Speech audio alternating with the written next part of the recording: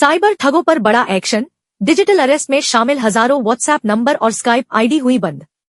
हाल ही में cyber scam और digital arrest से संबंधित केस अचानक बढ़ गए थे। डिजिटल अरेस्ट में साइबर स्कैमर्स फर्जी पुलिस ऑफिसर या लॉ एजेंसी का फेक अफसर बनकर कॉल करते हैं। इस दौरान विक्टिम को डराया, धमकाया और गिरफ्तार करने की धमकी दी जाती। इसके बाद लोगों के अकाउंट से लाखों रुपए उड़ा लिए जाते हैं। सरकार ने ऐसे व्हाट्सएप नंबर और स्काइप आईडी की पहचान की और उनको ब्लॉक किया। ये जानकारी राज्यसभा में राज्य मंत्री ने दी। राज्यसभा में केंद्रीय गृह राज्य मंत्री बंदी संजय कुमार ने बताया कि Indian cyber crime coordination centre ICRC ने 3,962 स्काइप आईडीज और 83,668 व्हाट्सएप अकाउंट की पहचान की और उनको ब्लॉक किया। ये आईडी और अकाउंट्स डिजिटल अरेस्ट स्कैम्स में शामिल थे। मंत्री ने बताया कि भारत में 2022 के मुकाबले 2024 में साइबर क्राइम करीब 3 गुना हो गया है। मंत्री ने national cyber crime reporting portal NCRP पर बीते 3 साल के डेटा के बारे में बताया। उन्होंने कहा कि साल 2022 में 39,925 केस दर्ज किए गए और करीब 91.14 करोड़ रुपए की ठगी हुई।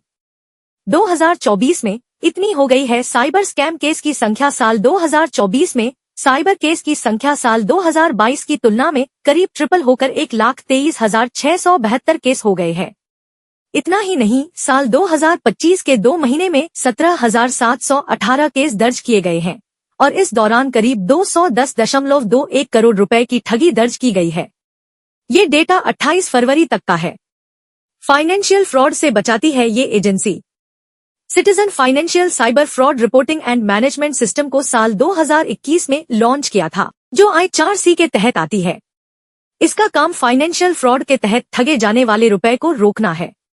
इतने 1,000 करोड़ रुपए से ज्यादा सेव किए। मंत्री ने बताया कि साइबर फ्रॉड के तहत लूटे गए 4,386 करोड़ रुपए से ज्यादा को बचाया जा चुका है। उन्होंने आगे बताया है कि साइबर फ्रॉड संबंधित हेल्पलाइन और कंप्लेंट आदि दर्ज करने के लिए टोल फ्री नंबर 1930 मौजूद है।